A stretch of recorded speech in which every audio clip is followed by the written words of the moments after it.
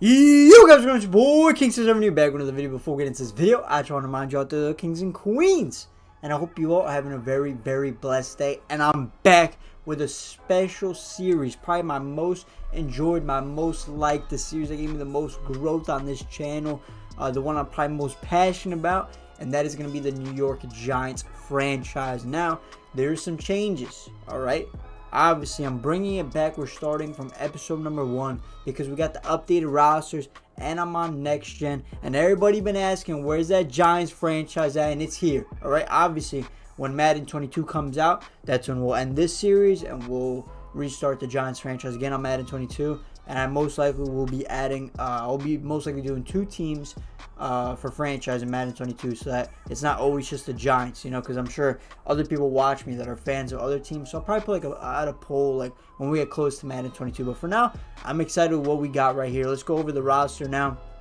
I am on Xbox, probably the lesser dominant console, I guess you could say, in sports games. So the best roster I could possibly find in the vault was one that it only had only had the first round rookies in it. So unfortunate for us, I guess, or for the franchise in general, we won't be having our other 5 picks. I think we had 5 other picks. They won't be on the team, but nonetheless, there's going to be, obviously, at the beginning of every series, I always do an episode 1, a team introduction, and probably you'll get our first gameplay in maybe 2 days, I would say. But nonetheless, let's go over the team. Let's see what this guy, I think he just moved players around. He didn't necessarily change ratings in this roster. I'm not 100% sure.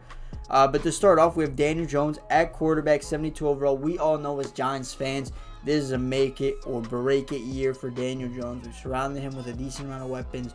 The O-line is going to be together for a second year. The defense is improved, so it's there's a lot of pressure on Daniel Jones, to say the least. Will he come up and be a genius and be a stud for us and be the game manager that we don't even need him to be the difference maker. We need him to be a good game manager that doesn't got no turnovers, makes smart decisions with the football, right? Move on to our running back. This is like another offseason acquisition, considering the man tore his ACL. I think he fully tore his ACL last year. He said he should be back in time for preseason and training camp, so it's really, really good signs to hear. And obviously, he's all of our favorite player, like one of our favorite players in the league. Saquon Barkley, of course, as Giants fans, we love watching him play. Every time he gets the football, you never know when he's going to hit his head on the goalpost. But then we look at our wide receivers. This is where we really, really improved the lineup. For most part, last year, it was just Darius Slayton out there. Literally, this man, he's a stud. I like him a lot. The problem is he's not the sharpest route runner yet in his career, so he hasn't been able to get a lot of separation unless it's those downfield routes. So it was just Darius Slayton, and there was really nobody else, because Sterling Shepard suffered multiple injuries last year, so he took a lot of time off.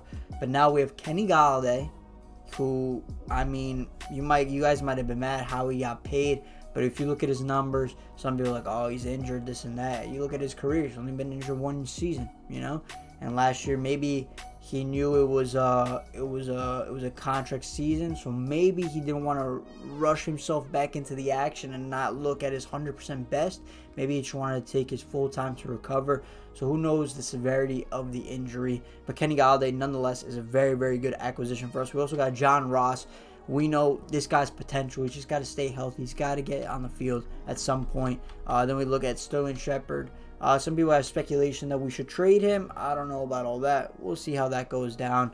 And then our first round rookie, Kadarius Toney. I'm not going to lie. I was one of those people. I like to not have too much of a crazy reaction to our draft picks, but I really wanted offensive line. I'm not gonna lie. But when I was streaming the draft that night, and people were telling me to watch his highlights, they were telling me he's like a Santonio Holmes, Tyreek Hill type of mix. And I was like, all right, I'm on board. The Giants must know what they're doing. I got faith in them. And then at tight end, we brought in Kyle Rudolph, the sure-handed 0 drops in like the past 2 years. Like he's an ultimate red zone threat for us. And if Evan Ingram doesn't perform next year, I would not be too surprised if we trade him away for maybe a 3rd-round pick. And we also got Kelvin Benjamin on the roster. I didn't give him a 77 overall. That's how he came. But we do have Kelvin Benjamin on the roster. How big is this guy? 245, 6'5". So basically like He's a big boy, that guy. Then the O-line, we got Matt Pert, right tackle, Zach Fulton at right guard, Nick Gates at center, who got the, I think last man he was like, or at the beginning of Madden he was like a 50-something overall, so he's up at 68 now. Will Hernandez was like an 80, dropped down to 73. And then we got Andrew Thomas. Hopefully Andrew Thomas. I already played his whole year with like a little bit of a tweaked ankle. Got surgery on that, so hopefully he should be good to go. But ankle injuries. Myself, I just recently broke my ankle, so a lot of people been telling me he's probably never gonna be the same. Whatever. And this guy's a big man, so hopefully he's got the best people around him to help him heal from an ankle injury. So I think he'll be good. And moving to the defensive side of the football, where we really made some key acquisitions, such as re-signing Leonard Williams. We did unfortunately get rid of Dalvin Thompson. We replaced him with Danny Shelton, who's pretty decent. Same with Austin Johnson. Danny Shelton, former first-round draft pick. He worked with Joe Judge in New England, so really good to see him back with Joe Judge together. Dexter Lawrence, he's going to make another step forward this year. He's been getting better and better. BJ Hill's been playing. He played decent his rookie year. Last year, he didn't necessarily get a whole lot of game time. Then we're going to move over to Ryan Anderson, right? It's Ryan Anderson. Another former, I think he's second-round pick out of Alabama. Played for Washington football team. He's got some good potential. He was kind of, they kind of pushed him out the door a little bit because the scheme changed. Then we got Adoree Jackson. We needed a cornerback too to play across from James Bradbury, who's now at 90 overall, well-deserved 90 overall. And now we got Adoree Jackson across him. And then we got Darnay Holmes, Isaac Yiadom, Darnay Holmes, and the new rookie as well that we drafted in the third round. I can't remember, out of UCF. He most likely, those two are going to compete for the slot corner spot, but he's not here in the rosters.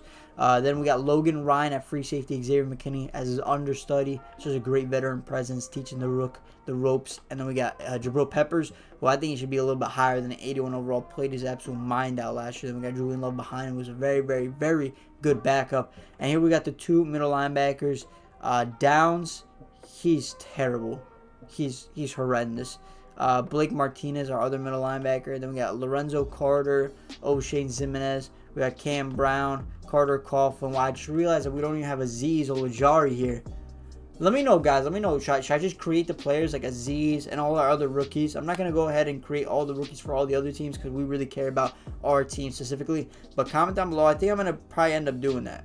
Create those rookies, because without Azeez, and the other rookies that we need, it doesn't really feel as complete of a roster, if you get what I'm saying. But nonetheless, guys, I'm super excited. Is there a way to customize the roster? Like, is that possible at all? I mean, not the roster, the schedule, because obviously this schedule is the same schedule that we played in real life.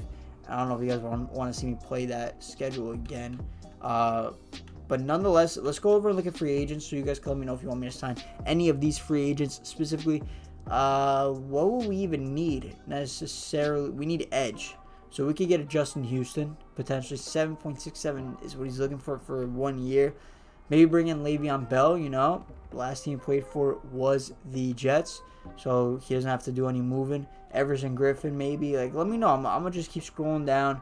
You guys let me know if any of these guys here you want me to sign. But I definitely, if you guys comment down below, I definitely will look into bringing in those rookies. I might, hold up. You guys know Eric Berry. You guys saw Giants franchise. I'm going to end up signing Eric Berry and playing in that middle linebacker with Blake Martinez, because I just love Eric Berry so much. Very, very inspirational guy. But yeah. So, guys, I think that's going to be the end of episode 1 of the rebirth of the Giants franchise. Comment down below if you guys are excited. I'm really excited. I'm sure you guys are probably hyped. And, yeah, let's get into it. Probably next 2 days, you should see episode number 2. And, guys, comment down below if you're excited, if you enjoyed this video. And leave a like, comment, and subscribe. See your boy, King7, and I'm out. Peace.